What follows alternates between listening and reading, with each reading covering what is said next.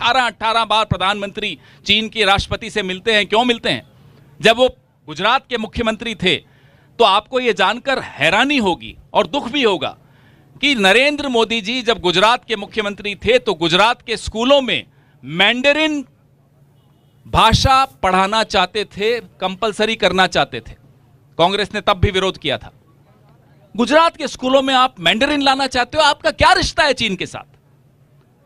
43,000 करोड़ के करारनामे चीन की कंपनियों के साथ, धोलेरा जो गुजरात में एक बना रहे हैं, ये 43,000 करोड़ के करारनामे चीन की कंपनियों के साथ किए गए।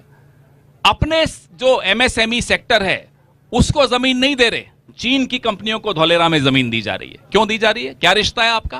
क्या कारण है? क्या दबाव है चीन का आपके ऊपर? चीन के पास क्या है ऐसा कि आप चीन के आगे न मुंह खोल पाते हो, न आंख उठा पाते हो? तो ये सारे सवाल, और आपको एक हैरान कर देने वाला तथ्य बताता हूं।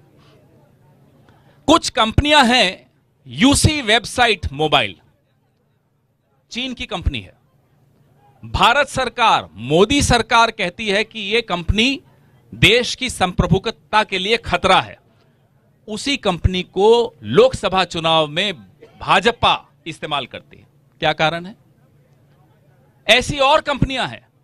एक और कंपनी का नाम सुनिए, डोंगफेंग नाम की एक कंपनी है।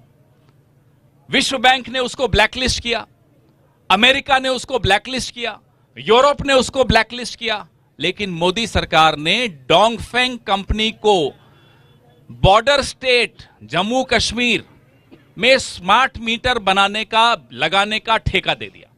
और स्मार्ट मीटर का ठेका जब आप किसी कंपनी को देते हो तो आप उपभोक्ताओं का तमाम डेटा उस कंपनी को सुपुर्द कर देते हो।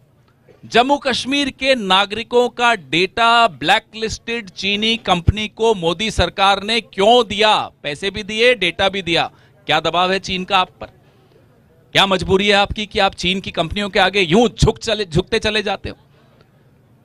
ये सवाल जब हम पूछते हैं तो देश की चिंता है इसलिए पूछते हैं, और सरकार और देश में अंतर होता है। मुझे देश से मोहब्बत है इसलिए मैं अपनी सरकार से सवाल पूछता हूं। यह बात मोदी जी को समझ लेनी चाहिए। ऐसी कई कंपनियां हैं। पीएम केयर फंड में चीन की कंपनियों ने पैसे दिए।